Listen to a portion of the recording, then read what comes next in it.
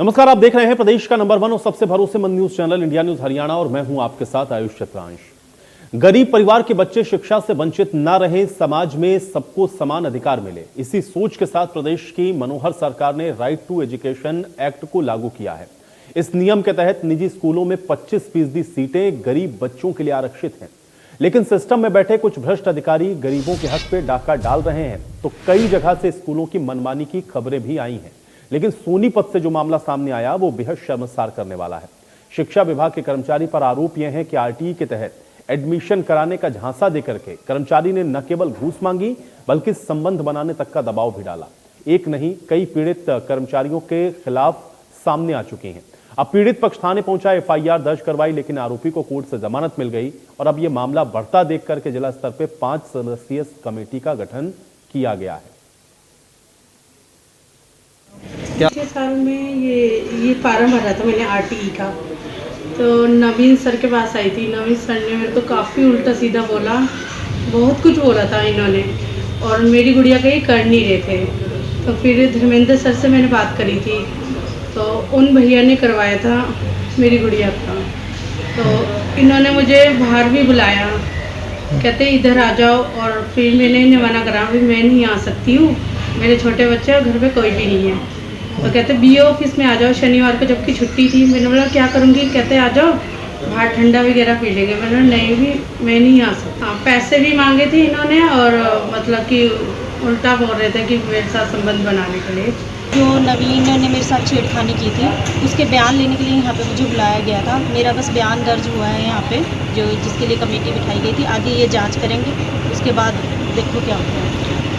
अभी तक कोई भी मतलब सिर्फ अभी मुकदमा दर्ज हुआ है उसके खिलाफ, उसके बाद भी वो छूट गया है, जमानत मिल चुकी है उसे। और अभी यहाँ पे मुझे बयान के लिए बुलाया गया था, बस मेरे बयान हुए हैं। अभी ये बुलाएंगे, ये कह रहे हैं कि आगे हम करेंगे, जांच करेंगे, उसके बाद सारी चीज़ें नवीन को बुला के बाद में सारी चीज़ें बताएंगे। बस डीओ सर कह रहे हैं हम जाँच कर रहे हैं और हम ज़रूर इस चीज़ को देखेंगे। जिसकी गलती होगी, जो नवीन जी है उनको, नवीन को पहले ही हटा दिया गया है, बाकी आगे देखो क्या करते हैं। जो हमारी जिला स्तरीय सेक्सुअल हैरेसमेंट कमेटी है, उसका गठन करने के उपरांत उनकी देखरेख में आज इस मामले की जांच की जा रही है। उसमें कुछ जो पक्ष हैं उनके बयान दर्ज हो चुके हैं और बाकी सभी पक्षों के बयान दर्ज करवाने के उपरांत पूरी विस्तृत रिपोर्ट बनाकर आवश्यक कार्रवाई हेतु भेजी जाएगी। और मैं ये आपको बताना चाहूँगा कि जो दोषी व्यक्ति है उसके खिलाफ विभाग सख्त से सख्त कार्रवाई करने के लिए कटिबद्ध है। माननीय शिक्षा मंत्री महोदय ने इस बारे में स्पष्ट निर्देश जारी किए हैं कि ऐसे व्यक्ति के विरुद्ध सख्त कार्रवाई अमल में लाई जाए। तो सभी पक्षों को आपने सुन लिया है। आरटीई के तहत एडमिशन ये इसलिए व्यवस्था की गई ताकि गरीब बच्चे जो कि पढ़ सके उन तमाम अच्छे स्कूलों के अंदर जहां पर पढ़ने का हर किसी का सपना होता है। लेकिन अगर एडमिशन के नाम पर इस तरह की हरकतें होने लगे तो जाहिर बात है कि सवाल उठना लाजमी है। वो सवाल भी उठ रहे हैं, लेकिन सिर्फ इतना नहीं है कि प्रताड़ित किया जा रहा है या इस तरह के दुर्व्यवहार के आरोप हैं। सवाल इस बात का भी है कि आरटीई के तहत एडमिशन कितने हुए हैं, इसको लेकर के भी आप देख रहे हैं कि अब शिक्षा विभाग ने रिपोर्ट्स भी तलब की हैं। भिवानी में भी तमाम स्कूलों को ये निर्देश दिया गया है कि उन्होंने आरटीई के तहत कितने दाखिले किए हैं, इस पर वो अपनी स्थिति को स्पष्ट करें। ये जानकारी लगातार चूंकि विभाग को मिल रही थी कि आरटीई के तहत बहुत सारे ऐसे स्कूल हैं जहां पर बच्चों को एडमिशन भी नहीं दिए जा रहे हैं, और इसलिए अब आरटीई के तहत जो लाभ मिलना चाहिए इन गरीब परिवार के बच्चों को वो कैसे मिलेगा और इस आरटीई के तहत एडमिशन की हकीकत क्या है, आज हम ये जानने की कोशिश करेंगे। और इसी से जुड़े हुए आज के कुछ अहम सवाल हैं, उस पर नजर डालते हैं। उसके बाद आज की इस अहम चर्चा में आगे बढ़ेंगे। आज की बड़ी बहस का सवाल यही है कि आरटीई के तहत जो एडमिशन है उनकी आखिर हकीकत है क्या, क्योंकि एक एक करके जो तमाम बातें सामने आ रही हैं वो बेहद हैरान करने वाली है। दूसरा सवाल यह है कि दाखिले के नाम पर आके गरीबों के साथ ये मजाक क्यों हो रहा है। तीसरा सवाल यह है कि सिस्टम को बदनाम जो कर रहे हैं उन पर कार्रवाई कब होगी। ये अहम है क्योंकि जिनके ऊपर यह जिम्मेदारी है कि आरटीई के तहत तो तमाम व्यवस्थाओं को सुनिश्चित करवाएं, अगर वही सुनिश्चित ना हो पाए तो फिर ये सवाल उठने लाजमी हो और ये सवाल उठ रहे हैं। और आज इन्हीं तमाम सवालों के साथ आज की चर्चा में आगे बढ़ेंगे। कुछ मेहमान मेरे साथ जुड़ गए, पहले उनका परिचय आपके साथ करवा देते हैं, उसके बाद चर्चा की शुरुआत करते हैं। सत्यव्रत शास्त्री जी हमारे साथ जुड़ रहे हैं, भारतीय जनता पार्टी के प्रवक्ता हैं। सत्यव्रत शास्त्री जी, बहुत स्वागत है आपका इस चर्चा में। वेद प्रकाश विद्रोही जी हमारे साथ जुड़े हुए हैं, कांग्रेस पार्टी के प्रवक्ता हैं। वेद प्रकाश विद्रोही जी, आपका भी स्वागत। ओंकार सिंह जी हमारे साथ जुड़े हुए हैं, इंडियन नेशनल लोकदल के प्रवक्ता हैं। ओंकार सिंह जी, आपका भी स्वागत है। राम अवतार शर्मा हमारे साथ जुड़ रहे हैं, अध्यक्ष हैं प्राइवेट स्कूल एसोसिएशन के। राम अवतार शर्मा जी, आपका भी स्वागत। और प्रवेश कुमारी हमारे साथ जुड़ रही हैं, उपाध्यक्ष हैं आप छात्र अभिभावक संघ की। प्रवेश कुमारी जी, आपका भी स्वागत है। प्रवेश जी, आपसे ही मैं आज चर्चा की शुरुआत करना चाहूंगा, क्योंकि आरटीई के तहत जो एडमिशन है वो व्यवस्था इसलिए की गई ताकि वो गरीब बच्चे जो कि अच्छे स्कूलों में दाखिला उनको मिले, ये सुनिश्चित करना मकसद था। लेकिन आप इसको कैसे देखती हैं? और क्योंकि जो मामले सामने आ रहे हैं प्रताड़ित करने के या दुर्व्यवहार करने के या एडमिशन को लेकर के जो समस्या है, कैसे इसको आप देखती हैं? आपका रिएक्शन चाह रहा हूं मैं, प्रवेश कुमारी जी। जी सर, यहाँ पे जैसे कि हम आरटी का पूरा इंडिया के अंदर लागू है, ये नियम है। लेकिन हम बात करें तो सोनीपत की जो हरियाणा में आता है, तो सोनीपत के अंदर आरटी में बिल्कुल खाना पूर्ति की गई है सर। कोई एडमिशन को लेके कोई रूल नहीं दिखाए गए, कोई आरटी को लेके स्कूल वालों ने सीटें नहीं दिखाई गई। और एडमिशन की जब इन्होंने जो फार्म भरने की जो डेट थी 31/3 को लेके और 15/4 को, ठीक है, इस दौरान जो पेरेंट्स गए हैं, उन्होंने जो फार्म जमा किए करने के लिए जब गए हैं, तो बीओ अधिकारियों ने बोला कि हम लोग फार्म नहीं जमा करेंगे, आप स्कूलों में जाओ। स्कूलों में गए तो स्कूल वाले बोलते कि आप बीओ ऑफिस में जाओ। तो जो पेरेंट्स है ना, वो लगातार धक्के खा रहे हैं सर। आरटी को लेके बिल्कुल खाना पूर्ति है सर, सरकार की तरफ से, प्रशासन की तरफ से, एजुकेशन डिपार्टमेंट की तरफ से कोई काम नहीं हो रहा सर, कोई भी काम नहीं हो रहा। बहुत अभिभावक धक्के खा रहे हैं सर। संतोष शास्त्री जी, आप जो सुन रहे हैं बात, ये बड़ा महत्वपूर्ण है। और एक तो आप खुद शिक्षा के क्षेत्र से जुड़े हुए हैं। व्यवस्था इसलिए है ताकि वो बच्चे जिनको सच में शिक्षा का जो एक अधिकार है वो मिल जाए, इसलिए इस व्यवस्था को किया गया। लेकिन जो प्रकरण सामने आ रहे हैं, एक तो आरोप यह है कि दुर्व्यवहार किया गया अभिभावकों के साथ में, और दूसरा यह है कि आरटीई के तहत एडमिशन जिस तरह से होने चाहिए वो नहीं हो पा रहे। अभिभावक ये भी आरोप लगा रहे हैं। कैसे देखा जाए, कैसे ये जमीन पर उतरेगा आरटीई, जिसका इंतजाम किया गया सरकार की तरफ से कि बच्चे पढ़ें सही तरीके से? कैसे देखें इसको शास्त्री जी? देखिए चित्रांश जी, इस विषय में पहले तो मैं, ये जो घटना हुई है उस घटना की दुर्भाग्यपूर्ण घटना है, उसके लिए ये कि हम सबके सिस्टम के लिए भी दुर्भाग्यपूर्ण पक्ष व्यक्त करता हूं, और उनके लिए धन्यवाद करता हूं जिन्होंने इस सारे जंजाल को पार करने की हिम्मत दिखाई, और आज हम और आप सब मिलकर इस समस्या पर चर्चा कर रहे हैं। तो उनको मैं साधुवाद दूंगा। और अभी पुलिस कार्रवाई हो चुकी है, डिपार्टमेंट की इंक्वायरी है। निश्चित रूप से ऐसे दरिंदों को उसके स्थान पर पहुंचना चाहिए, इसका मैं हिमायती। दूसरी बात, अभी हरियाणा में 2 प्रकार के कानून चल रहे हैं। एक 134A के तहत जो पीछे कानून था, उस कानून के का पहली क्लास की बजाय दूसरी से तीसरी की तरफ बढ़ गए, वो आगे बढ़ते जाएंगे। और नीचे से आरटी के तहत प्रथम कक्षा में इस बार एडमिशन होकर लिया है। तो इसमें सरकार ने कानून के साथ साथ एक व्यवस्था और किया, वो सबकी जानकारी भी होनी चाहिए सबको, कि कुछ स्कूलों से सहमति व्यक्त की है कि कौन जबरदस्ती का विद्यार्थी चाहे कि हम जाएं, वो चाहे नहीं पढ़ाएं। उसके लिए सरकार ने एक पैनल तय किया हर जगह के, कि कौन कौन स्कूल ऐसे हैं जो सरकार द्वारा घोषित पैसे के आधार पर, फीस के आधार पर जो पढ़ाना चाहते हैं, उनके यही वो एडमिशन होंगे जिन्होंने सहमति दी है। और वो भी क्योंकि उस कानून में 1 किलोमीटर के अंदर दायरे के स्कूल वो होने चाहिए, ऐसी व्यवस्था की है। हो सकता है कहीं 1-2 जगह ऐसी रह भी गई हो, क्योंकि व्यवस्था भी नहीं है कि वहां उस एरिया में कोई भी ना हो उस पर सहमति जताने वाला। लेकिन मुझे लगता है ऐसा कम ही होगा कि उस एरिया में कोई स्कूल ऐसा ना हो जो सरकार द्वारा जो फीस की घोषणा की गई है उस पैसे के ऊपर कोई आदमी सहमति ना दे। लेकिन फिर भी इस प्रकार की जो घटनाएं और इसके बीच में जो दलाली का काम है, इसके लिए सरकार सख्त है। आज मेरी आपके डिबेट की सूचना के बाद मैंने शिक्षा मंत्री जी से बात हुई जी, और उन्होंने इस विषय की जानकारी देते हुए कि तत्काल जो कमेटी है वो अपना निर्णय देगी, उसके ऊपर सख्त कार्रवाई होगी। जो कानूनी बाकी पुलिस की FIR की वो जो कार्रवाई है वो अपना आप करेगा, लेकिन डिपार्टमेंट इस पर त्वरित कार्रवाई के लिए तैयार है। वेद प्रकाश विद्रोही जी, क्या आपको लग रहा है कि आरटीई के तहत ये जो व्यवस्था बनाई गई है उसमें सही तरीके से या पारदर्शी तरीके से चीजें हो रही हैं? और जो घटना हुई है, हालांकि उसकी निंदा भी हो रही है, ये भी कह रहे हैं हम कार्रवाई कर रहे हैं, लेकिन कैसे देखते हैं आप इसको?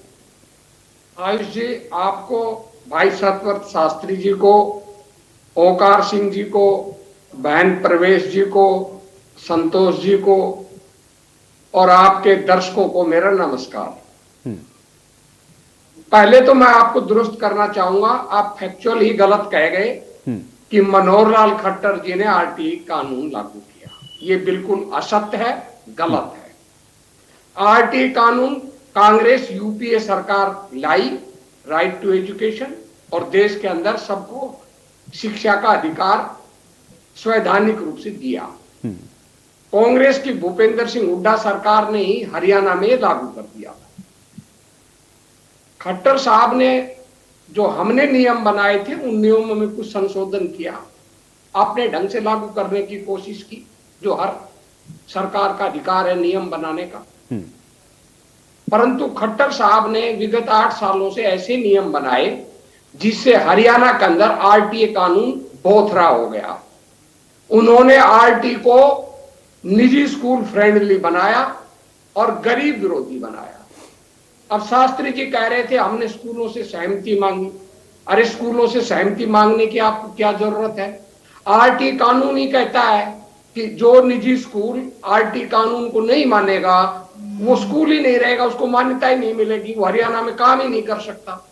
फिर आप उनको क्यों लिबर्टी दे रहे हैं? फीस आप देते, फीस सरकार देती है, और ऊपर से आप लिबर्टी भी दे रहे हैं कि वो एडमिशन दे ना दे उसकी मर्जी। हालात ये है कि लगातार आरटी के बच्चों को कम से कम एडमिशन दिया जा रहा है। मैं लंबी पीछे तक के आंकड़े बताऊंगा तो आपको बोझिल लगेगा। मैं आपको 21-22 के सेशन की बात करता हूं। 21-22 का जो सेशन था उसमें पूरे सेशन के अंदर इन्होंने फैसला ही नहीं किया भाई कितने बच्चों को एडमिशन मिलेगा। फरवरी के अंदर, देखिए मार्च के अंदर 31 मार्च को सेशन खत्म हो जाता है स्कूल का, फरवरी के अंदर इन्होंने फैसला किया कि कुछ एडमिशन देंगे। मुट्ठी भर, मुश्किल से 1000-2000 लड़कों को पूरे प्रदेश में एडमिशन दिया। बाकी को जिन्होंने एग्जाम पास कर लिए थे, सरकार की शर्तों पर थे, किसी को एडमिशन नहीं मिला। फिर 22-23 का जो सेशन चला है, इस पूरा हो लिया, इसमें भी यही हालत रही कि कम से कम जो कोटा था उसके कम से कम बच्चों को एडमिशन दिया। और जो नया सेशन चल रहा है वो तो अभी शुरू हुआ है, उसमें भी यही हाल हो रहा है। अब सोनीपत की जो घटना है, शास्त्री जी ने निंदा तो कर दी, पर शास्त्री जी से मैं पूछना चाहता हूं कि पुलिस ने कमजोर धाराओं के अंदर क्यों मुकदमा दर्ज किया? आपने बताया कि अदालत से उसको जमानत मिल गई। अदालत से जमानत इसलिए मिल गई कि सरकार ने, पुलिस ने बहुत कमजोर धाराएं लगाई। ये कमजोर धाराएं क्यों लगाई? क्योंकि सरकार ऐसे लोगों के खिलाफ कार्रवाई नहीं करना चाहती। क्योंकि मेरा आरोप है शास्त्री जी बड़ा स्पष्ट रूप से, जितने निजी स्कूल हैं उनमें अधिकांश निजी स्कूल भाजपा संघ नेताओं के हैं, और भाजपा संघ नेताओं का और भाजपा सरकार का एक एनेक्सस है। वो आपको फ्री बसें देते हैं, आपकी रैलियों के अंदर बच्चों को भेजते हैं, इसलिए आप उनको कंसेशन देते हैं और बच्चों के भविष्य के साथ आप खिलवाड़ करते हैं। हरियाणा के अंदर आरटी एक्ट को आपने बहुत कमजोर बना दिया। ठीक है, ये तो हो रहा था कि पैसे मांग रहे थे, लोग पैसे मांगते थे, 30,000 रुपए जैसे इस मामले में मांगे। ऐसे बहुत से मामले पिछले 8 सालों से आ रहे हैं, पर कहीं कार्रवाई ना की। पर इसका नगन स्वरूप ये सामने आया कि पैसों के साथ। ठीक है विद्रोही जी, आपने बड़े 2 गंभीर आरोप लगाए। एक तो आपने कहा कि प्राइवेट स्कूल सारे भारतीय जनता पार्टी से कहीं ना कहीं संबंधित हैं, इसलिए ऐसा हो रहा है। दूसरा, आरटी कानून को उन्होंने भोथरा कर दिया। मैं जवाब देता हूं। आयु जी, सारे नहीं, अधिकांश। ठीक है, मैं अपनी बात समर्पण करता हूं। ठीक है, हाँ ठीक है, चलिए अधिकांश, अगर आप अधिकांश भी कह रहे हैं तब भी उसमें आपने आधे से ज्यादा को तो इंक्लूड कर ही दिया। राम अवतार, बात तो पूरी हो जाने दीजिए, एक सेंटेंस तो नहीं आप क्या, 2 आरोप लगा दिए आपने, मैं जवाब ले लेता हूं 1 सेकंड पहले। राम अवतार, खत्म ही कर रहा हूं ना, मेरी सेंटेंस ही पूरा क्यों नहीं दे रहे आप? मैं कह रहा हूं कि भाई सरकार जो है जानबूझकर प्राइवेट स्कूलों को संरक्षण दे रही है। प्रणाम करता हूं। ठीक है राम अवतार जी, भारतीय जनता पार्टी से पोषित हैं अधिकांश स्कूल, और चूंकि आप तो प्राइवेट स्कूल एसोसिएशन के अध्यक्ष, मुझे बताइए कि भारतीय जनता पार्टी के साथ क्या संबंध है? आरोप लगा रहे हैं वेद प्रकाश विद्रोही जी, और जानबूझ के आप लोग को लिबर्टी दी जा रही है, आप लोग आरटी के तहत एडमिशन नहीं करते हैं। मैं इंडिया न्यूज हरियाणा के सभी दर्शकों को नमस्कार करता हूं, और वेद प्रकाश विद्रोही जी ने जो बात कही है वो बिल्कुल गलत कही। हरियाणा में आरटीई लागू अगर की है तो भारतीय जनता पार्टी की सरकार ने अभी इसी सेशन से करी है।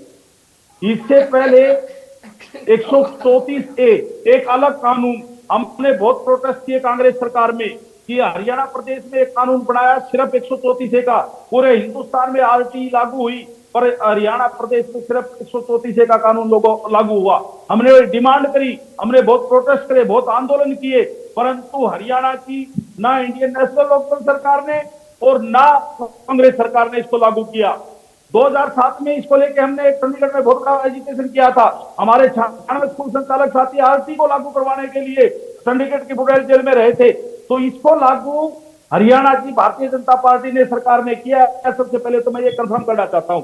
दूसरा बात, एक हमारे आदरणीय वेद प्रकाश जी ने एक बात कही है कि प्राइवेट स्कूल और बीजेपी के, मैं बिल्कुल क्लियर कर देता हूं कि किसी का भी अपना खुद का कहीं भी किसी प्रकार का सॉफ्ट कॉर्नर हो सकता है, जरूरी नहीं है कि वो भारतीय जनता पार्टी में। एक इन्होंने बात कही बसों की कि बसें देते हैं स्कूल वाले।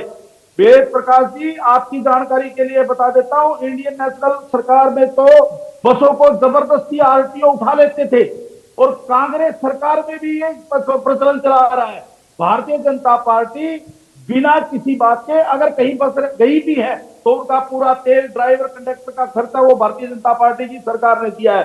रही राइट टू मैडम एक मिनट प्लीज, प्रवेश जी एक बार पहले बात आने दें। हाँ मेरी एक मिनट। हाँ, राइट टू एजुकेशन एक्ट में 6 से 14 साल के बच्चों को फ्री शिक्षा देने का प्रावधान है और हरियाणा प्रदेश के सभी प्राइवेट स्कूल 7 साल तक इन्होंने संघर्ष किया है कि हरियाणा प्रदेश में आरटी लागू हो और 134 से खत्म हो।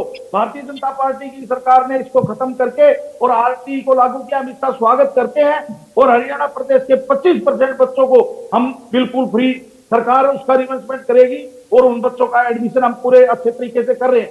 हम हेल्थ टेस्ट लगा रहे हैं। किसी भी स्कूल में कोई भी अभिभावक जाता है तो हम उनका फार्म लेके उस बच्चे का दाखिला करते हैं। नहीं राम अवतार जी, आप तो ये बात कह रहे हैं, लेकिन प्रवेश जी हमारे साथ हैं, वो तो ये कह रहे हैं कि इतने ज्यादा उनको कागजी कार्रवाइयों में उलझा देते हैं कि वो बेचारे जो पेरेंट्स हैं वो परेशान हो जाते हैं। कहां कर पा रहे हैं आप लोग? प्राइवेट स्कूल की तरफ से भी अगर देखें तो अभिभावकों के आरोप आप लोगों के ऊपर भी है। राजनीतिक आरोप से अगर हम अलग भी हटें तब भी आरोप है कि आप एडमिशन कहां कर रहे हैं, लोगों को उलझा रहे हैं केवल। एक सेकंड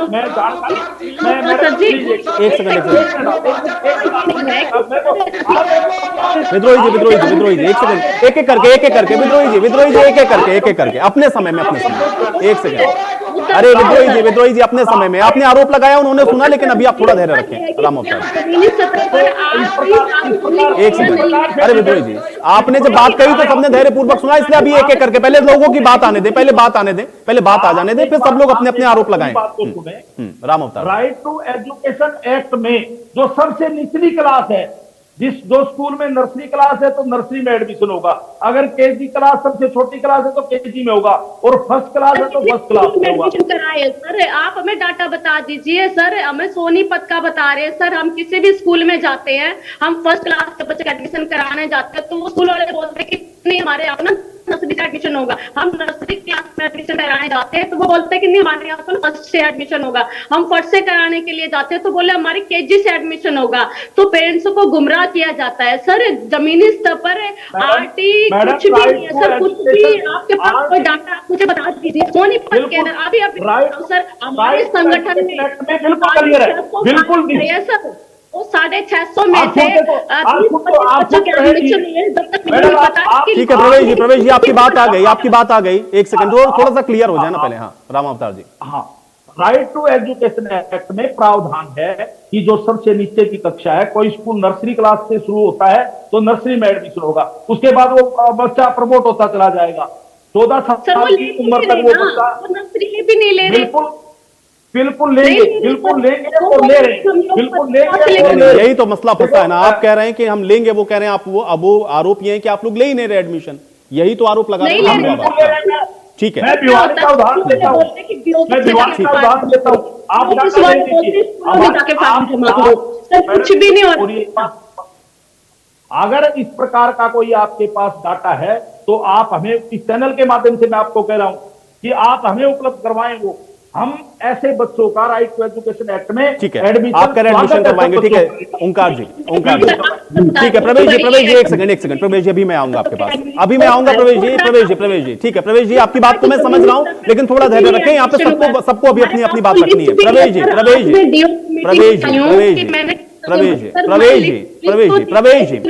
अरे प्रवेश जी आवाज मिल रही हो तो थोड़ा सा धैर्य रखें, थोड़ी देर धैर्य रखें। ओंकार जी कैसे देख रहे हैं इस पूरे प्रकरण को? आयुष जी, सबसे पहले तो मैं आपका और आपके चैनल का धन्यवाद करता हूं कि आपने अभिभावकों की आवाज सुनी। आज एडमिशंस के दिन चल रहे हैं और आपने बहुत जरूरी मुद्दा लिया, बहुत ही अच्छी बात है। देखिए, आपने 3 प्रश्न रखे। पहला प्रश्न आपने रखा आरटी में एडमिशन का मायने क्या है। दूसरा आपने पूछा दाखिले में अभिभावकों से मजाक क्यों। तीसरा आपने कहा कि कार्यवाही कब होगी जो बंदे गलत काम करते हैं। तो सबसे पहले तो मैं तीसरे प्रश्न का जवाब दे दूं, कार्यवाही कब होगी। कार्यवाही तब होगी जब सरकार चाहेगी। देखिए, खिलाड़ी हमारे जंतर मंतर पर बैठे हैं, ओलंपियन। सरकार नहीं चाहती कार्रवाई नहीं होगी। संदीप सिंह पे आरोप लगे हुए हैं, सरकार नहीं चाहती कार्रवाई नहीं होगी। इस प्रश्न का सवाल तो आपको मिल गया।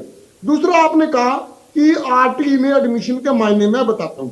देखिए, चौटाला साहब की सरकार ने 134 से लागू किया था। उसका मतलब था किसी भी क्लास में बच्चा एडमिशन टेस्ट पास करके किसी भी 5 स्कूल बताए थे उन्होंने, 5 स्कूल के क्रम में जो उसको मिलेगा, बढ़िया से बढ़िया स्कूल में बच्चे अपने पढ़ा सकते थे। देखिए, आरटीई का माध्यम क्या है। हमारी इच्छा तो सबकी यही है कि हमारे देश का बुच्चिया बच्चे उत्तम शिक्षा प्राप्त करें। अब आरटीई में क्या है, आरटीई में सबसे बड़ी कमी है कि 1 किलोमीटर के दायरे में जो भी स्कूल होगा, चाहे वो सरकारी स्कूल हो, उसमें बच्चे, गरीब बच्चे पढ़ेंगे। मतलब वो स्कूल जो बड़े बड़े स्कूल थे, डीपीएस वगैरह वाले, या बहुत अच्छे थे स्प्रिंगफील्ड वगैरह, उसमें जो गरीब बच्चे जाते थे वो एक्ट के अनुसार 1 किलोमीटर के दायरे में आते ही नहीं, वो बाहर निकल गए, पहली बात।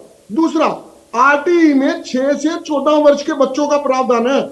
आयुष जी, 14 वर्ष का बच्चा 8वीं तक का होता है। 8वीं पर 9वीं 10वीं 11वीं 12वीं कहां गई? सिर्फ 8वीं तक आरटीई लागू है क्या? तीसरी बात, मेरे भाई सत्यव्रत शास्त्री जी ने एक बहुत बढ़िया बात करी, मैं तारीफ करता हूं उनकी। उन्होंने बोला कि जो शोषण करते हैं उनको उनकी जगह पर पहुंचाना हमारा मकसद है। बहुत अच्छी बात है, मकसद होना भी चाहिए। लेकिन यही मकसद जब जंतर मंतर की तरफ देखो, वहां मकसद कहां चला जाता है, वहां नहीं समझ आता इनका मकसद कहां चला जाता है। देखिए आयुष जी, आज मेरे को लगता है प्राइवेट स्कूल वाले कुछ हद तक इनकी मांगे भी मैं जायज मांगता हूं, क्योंकि इनको 134 की पेमेंट, सैकड़ों करोड़ रुपए की पेमेंट अभी तक सरकार ने नहीं दिया। दूसरा, निजी स्कूल मनमानी भी बहुत कर रहे हैं, मनमानी फीस बढ़ा देती है, किताबें अपने पास से देती है। एनसीईआरटी की किताबें क्यों नहीं लागू होती? सबसे बड़ी बात, एनसीईआरटी की किताबें कंपलसरी होनी चाहिए।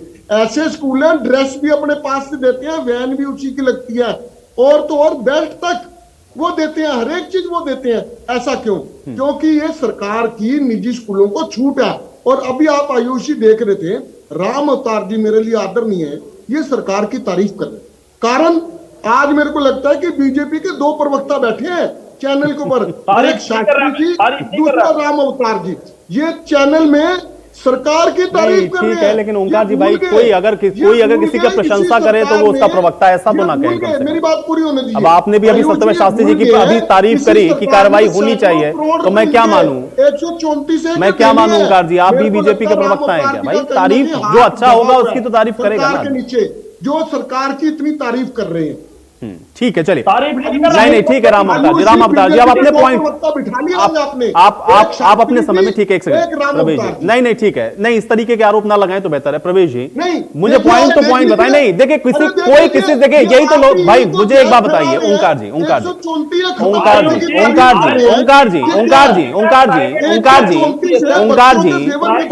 140 करोड़ के देश के अंदर किसी के सहमति और किसी के असहमति होने का मतलब ये नहीं कि कोई किसी का प्रवक्ता है, ठीक है। उनको हो सकता है कि कुछ बातें अच्छी लगी तो उन्होंने उसको हाँ बोला, जो बात बुरी लगेगी उस बात को वो बुरा भी बोलेंगे।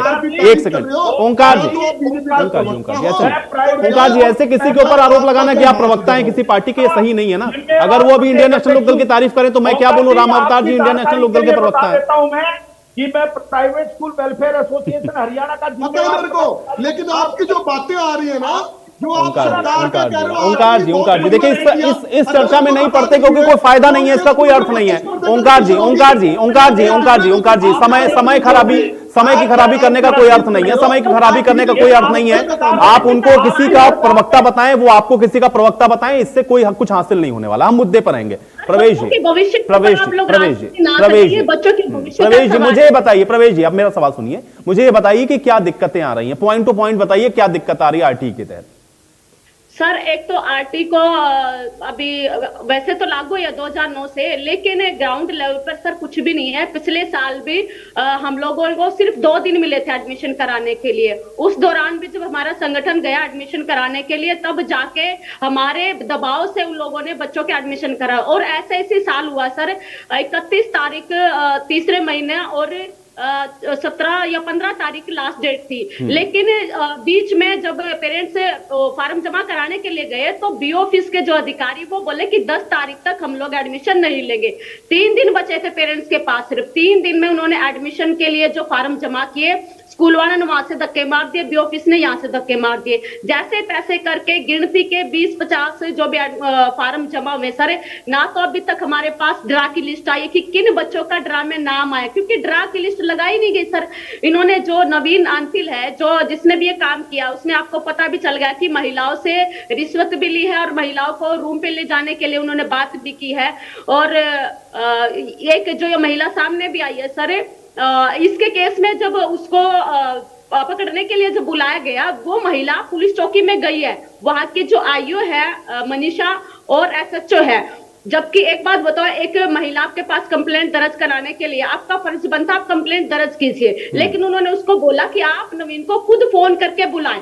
उन्होंने फोन करके उसको बुला लिया और जैसे ही नवीन आया, नवीन ने उस लेडी का हाथ पकड़ के गाड़ी में पकड़ के बिठा लिया और उसके साथ उसके परिवार वाले भी थे और उसको उस लेडी ने भी थप्पड़ मारे और भीड़ ने भी उसको मार पिटाई की।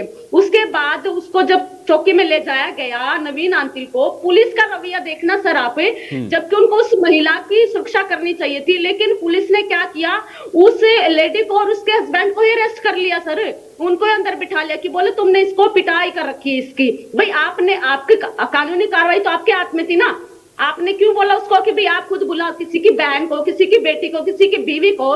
कोई बंदा हाथ पकड़ के अपनी गाड़ी में बिठाएगा तो उसको छोड़ेगा नहीं, वो पिटेगा नहीं, क्या उसको गुस्सा नहीं आएगा? तो यहाँ पे जो पुलिस प्रशासन है सर, वो भी बिल्कुल पैसे खा के बैठा हुआ है। मैं खुद सर 10:30-11 बजे तक थाने के बाहर बैठी रही सर, और जब हमारे संगठन ने इंटरफेयर किया, छात्र विभाग संघ ने या फिर हमारे जो लीडर है विमल किशोर जी ने फोन किया अंदर एसएचओ को, तब जाके मैं अंदर गई तो पुलिस वाले ने मेरे को बोला कि वो अंदर नहीं है, वो अपने घर जा चुकी है, आप उसके घर जाके बात करो। मैं वो कहाँ चली गई? बाहर उसके रिलेटिव बैठे, रिश्तेदार बैठे, कहाँ चली गई? पुलिस वालों ने उस पेरेंट्स को ही, उस कपल को ही मतलब कि जुर्म में बिठा लिया था, उनको अरेस्ट कर लिया था। यदि हमारा संगठन या फिर हम लोग नहीं जाते ना सर, तो वो महिला आज जेल से बाहर नहीं निकलती। उसी को बिठाया गया, उसी के ऊपर कंप्लेंट करने की। प्रशासन की कार्रवाई से भी आपकी नाराजगी और आरटीई के एडमिशन में भी आपको दिक्कतें हो रही। शास्त्री जी, 2 बड़े महत्वपूर्ण सवाल उठे। ठीक है, मैं प्रवेश जी जवाब लेता हूँ, प्रवेश जी मैं जवाब लेता हूँ। ठीक है सर, और साथ के साथ उसको रात को ही भेज दिया गया ना, उसको कोर्ट में कार्रवाई की बात आपने कह दी ना, मैं जवाब लेता हूं। शास्त्री जी, एक तो ये जो घटनाक्रम हुआ इसकी कार्रवाई से संतुष्ट नहीं है, और दूसरा ये है कि कह रहे हैं कि भाई प्रशासन सहयोग उनको कर नहीं रहा था, पुलिस के रवैये को लेकर नाराजगी। दूसरा, वेद प्रकाश जी ने कहा कि एक तो प्राइवेट स्कूल को आप लोग ज्यादा लिबर्टी दे रहे हैं, उनके साथ आप लोग, हो सकता है कि आप लोगों के किसी तरह के संबंध हो, और दूसरा ये कि आरटी कानून को ही आप लोगों ने भोतरा कर दिया। जवाब दीजिए शास्त्री जी। देखिए चित्रांश जी, वेद प्रकाश विद्रोही जी बड़े सीनियर गंभीर प्रवक्ता है, लेकिन आज कैसे चुप कर गए ये इनके मैं नहीं समझ पाया कि आरटी कांग्रेस ने लागू की भैया, लेकिन 10 साल से तो नहीं लागू हुआ था जब आपकी सरकार थी। वो तो हमने जो इन लोगों की मांग थी उस मांग को पूरा करने के बाद यदि उस मांग के प्रति समर्थन व्यक्त करते हैं और फिर उसको यदि पार्टी का समर्थक या पार्टी की बात बता दिया जाए तो ये उचित नहीं लगता। मुझे लगता है कि यदि कानून के बाद में भी कांग्रेस और भाजपा को देखा जाए या कांग्रेस या बाकी संघ और बाकी लोगों को देखा जाए तो कानून में ऐसी कोई परिभाषा नहीं होती, और ऐसा कहीं पहली बार सुना है कि किसी से एफिलेटेड है। एफिलेटेड किससे है, क्या है, ये तो वैचारिक एक प्रतिबद्धता है। एजुकेशन कैसा होना चाहिए, एजुकेशन के प्रति किसकी क्या सोच है, कांग्रेस की क्या सोच है, भारतीय जनता पार्टी की सोच क्या है, आरएसएस की सोच क्या है, ये तो अपने अपने पैमाने के आधार पर जो विचारधारा को डेवलप कर रहे हैं उससे लोग उससे सहमत हो रहे, सहमत होते हैं। इसलिए इनको ये कहना कि एजुकेशन के लोग भाजपा और संघ के लोग हैं, ये मुझे लगता है कि ये थोड़ा हल्का बयान है। लेकिन दूसरी तरफ जो आज हम मुद्दे पर आते हैं, वो मुद्दा जो है वो ये है कि एक तो पुलिस की कार्रवाई, जिस प्रकार से पुरोहित जी ने ये बातें बताई हैं, ऐसा जांच का विषय है। अभी इनको हम क्लियर नहीं कह सकते कि सब ठीक है, और ऐसा भी नहीं कह सकते ये सब कुछ गलत है। किस प्रकार का वातावरण है, किस प्रकार की चर्चा हुई है, किसी के साथ मारपीट कौन करेगा, उसके साथ गलत कौन करेगा, तो उन सब लोगों को कानून के तहत व्यवस्था ऐसी है तभी तो बनेगा, नहीं तो फिर तो कानून तो कोई बात नहीं। फिर व्यक्ति के अपने आप के अहंकार हो जाएगा कि मेरी ताकत होगी तो मैं उसका फैसला कर लूंगा, आपकी ताकत होगी तो आप फैसला कर लेंगे। इसलिए उनको सुरक्षा की दृष्टि से बैठाना या फिर उन्होंने जो उसके साथ हरकत की उसके साथ बैठाना, यह एक अलग विषय हो सकता है। लेकिन जांच के बाद पता चलेगा कि किस प्रकार की क्या क्या चीजें हुई, डिपार्टमेंट के अंदर जो चीजें घटी है, इसलिए बातचीत हुई है, उस बातचीत के अंदर बाकी बारीकी चीजें भी आ जाएंगी ध्यान में, और हम व्यक्तिगत रूप से भी उस पर देखेंगे। लेकिन सबके बावजूद भी जिस प्रकार से एक बात आई है कि हर प्राइवेट स्कूल के अंदर भी हेल्प डेस्क की व्यवस्था की है, और कल से हम एक बात की और भी बात करेंगे। मैंने शिक्षा मंत्री जी से बात हुई कि हर स्कूल के ऊपर उसका एक बोर्ड लगेगा कि हमारा स्कूल किस कक्षा से शुरू है, उसके पास उसकी मान्यता है कि नहीं है, और कहाँ किस प्रकार की जो है वो एडमिशन के लिए उसके साथ हेल्प की जा सकती है। और उसके साथ भी मैं कह रहा हूं कि कुछ स्कूलों से सहमति है, कुछ स्कूल उसके अंदर नहीं भी शामिल होना चाहते, तो ऐसे बहुत स्कूल है जो उसमें शामिल होना चाहते और सरकार के फीस स्ट्रक्चर से वो सहमत है। इसलिए ईगो ये ना हो कि नहीं, मेरा लेकिन बच्चा शास्त्री जी यही तो सवाल उठाना कि आप इतनी लिबर्टी क्यों दे रहे हैं प्राइवेट स्कूल वालों को, कि उनकी सहमति और असहमति की तो बात ही नहीं ना, ये तो नियम है कि नहीं आपको करना है आप एडमिशन करिए। ये उनकी लिबर्टी क्यों आप दे रहे हैं कि आप सहमति जताइए तभी आप यहाँ एडमिशन करने देंगे? देखिए चित्रा जी, मेरा इस विषय में मानना यह है कि अभी शुरुआती दौर है, शुरुआती दौर में जो सहमत हो जाए वहां तो काम करें, और फिर कानून से ऊपर कौन होगा? कानून से ऊपर कोई नहीं है। लेकिन एक बार पहली बार ये कानून लागू हुआ, इस बार उन लोगों को साथ ले ले जो लोग इच्छा से काम कर रहे हैं। फिर कोई अपनी कानून बनाकर अपने ईश्वर का सरकार को ठेंगा दिखाकर कोई काम करेगा, ऐसा नहीं हो सकता, और उसकी जिम्मेवारी भी है। लेकिन पहले चरण में प्राथमिक तौर के ऊपर जो स्कूल सहमत हैं और वो काम कर रहे हैं, उनको मौका दिया जाना चाहिए, और उसके बाद थोड़ी समीक्षा करके उनके ऊपर भी डंडा आएगा। कानून सबसे लिए बराबर है और किसी के लिए किसी की कोई लिबर्टी का विषय नहीं है, लेकिन कानून को लागू करने के लिए कुछ पॉजिटिव सोच और कुछ लोगों को उसकी सहायता की आवश्यकता उनको मिल जाए। इसलिए केवल एक इस साल के लिए व्यवस्था है, और इस साल के लिए भी पूरी तरह नहीं है, प्रारंभिक तौर पर एडमिशन के समय है। इसलिए हर कोई टेंशन की बात ना करके जो सहमत है उनके साथ काम करने का एक सरकार ने इच्छा जाहिर की है। वेद प्रकाश विद्रोही जी, राम अवतार जी ने बहुत सारी बातें कही, और वो ये भी कह रहे थे, क्योंकि आप मुझे भी फैक्चुअली करेक्ट कर रहे थे कि भाई मनोहर लाल जी ने इसको नहीं लागू किया, ये आप लोगों ने किया था। लेकिन उनका तो कहना है वो तो विरोध प्रदर्शन आंदोलन तक कर चुके, भाई आरटीई को आपको लागू करें, आपने 134A की व्यवस्था की थी। कैसे इसको हम लोग देखें? विद्रोही जी जवाब। अब ये क्या कहते हैं, ये तो इनका खुद की भाषा ही बता रही है, कनेक्सेस है, मैंने बता दिया। आरटीई कानून तो 18 साल से हुआ है, 2005 से लागू हुआ, क्या इस तथ्य को भी ये नकार रहे हैं क्या? और आरटीए कानून के तहत ही 134A का नियम बना था, उसी नियम के तहत प्राइवेट स्कूलों को बाध्य किया गया था एडमिशन देने के लिए। उसी नियम के तहत प्रारंभ के अंदर भाजपा सरकार भी चली थी।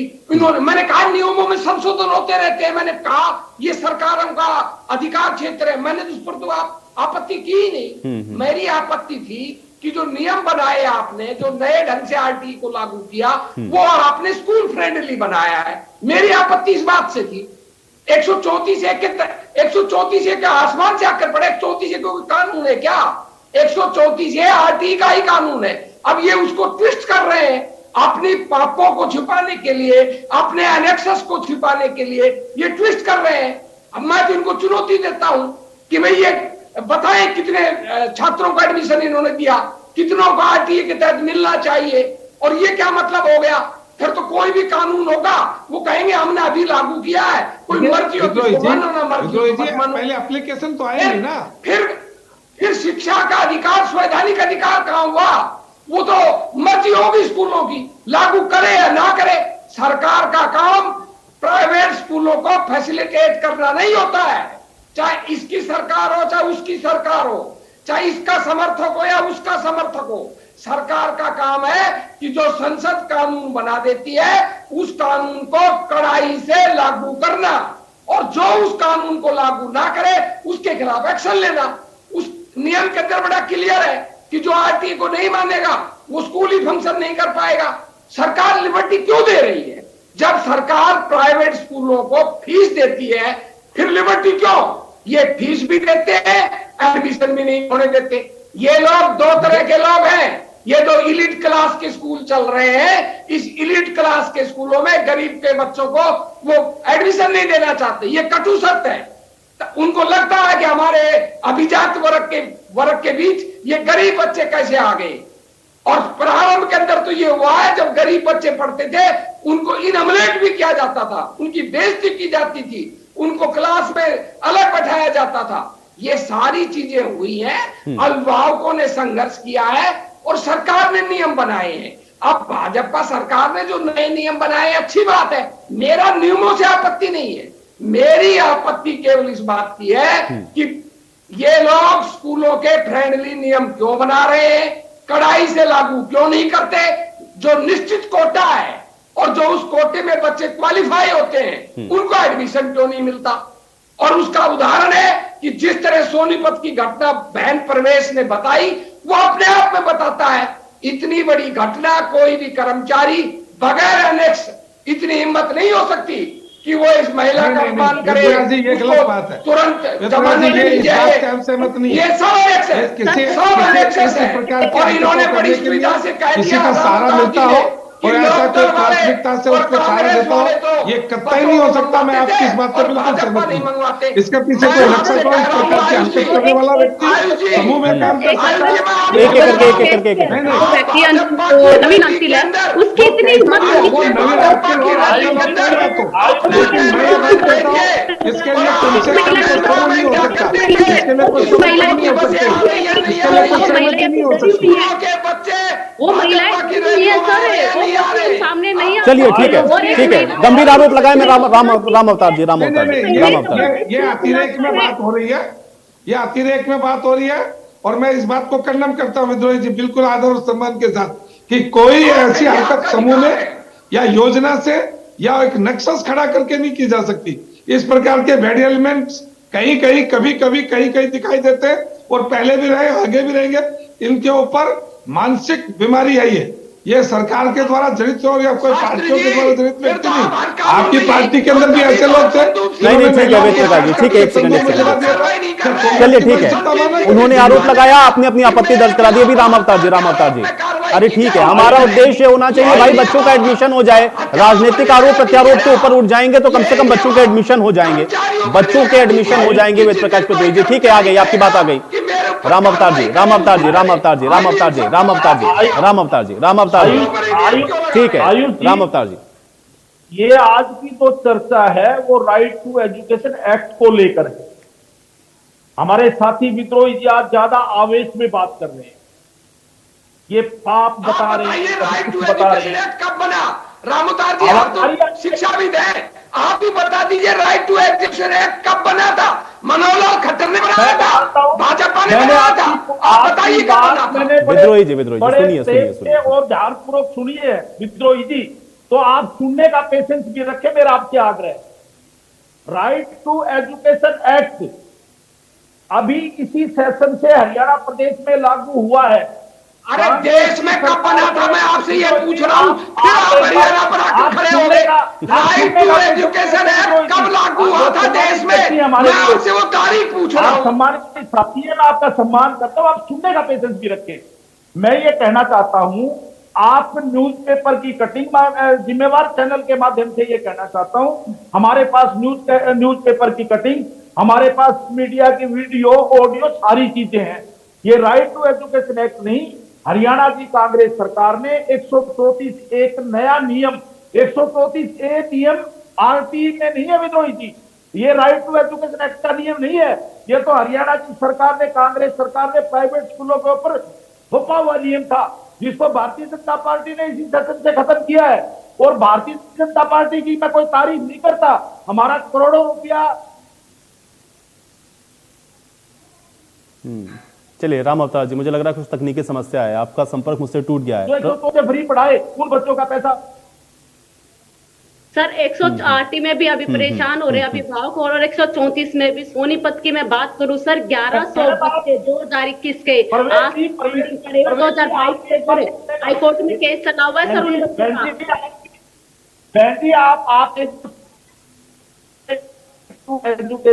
जैसे सत्यवर जी ने बताया कि किसी भी स्कूल से सहमति लेने की आवश्यकता नहीं है। 25% बच्चों को, जितने हमारे स्कूल में स्ट्रेंथ है उसके अकॉर्डिंग 25% बच्चों को हमने राइट टू एजुकेशन एक्ट में दाखिला देना है। परंतु जो स्कूल स्टार्टिंग से बच्चे की होती है, इनिशियल क्लास से, अगर स्टार्टिंग से अगर कोई स्कूल पहली क्लास से स्टार्ट होता है तो फर्स्ट क्लास में दाखिला देंगे, अगर नर्सरी क्लास से होता है तो नर्सरी क्लास में दाखिला देंगे, अगर केजी क्लास से स्कूल स्टार्ट होता है तो केजी क्लास में देंगे। हमारा एक हमें दिक्कत, हम सरकार से ये डिमांड, सत्य की जानकारी के लिए थोड़ा सा बता दूं कि किसी स्कूल ने कानून को डिनाई नहीं किया। हरियाणा प्रदेश का एक स्कूलों का एक थोड़ी सी तो ऑब्जेक्शन है कि ये जो 1730 रुपए फिक्स किया है उसको 3000 रुपए किया जाए।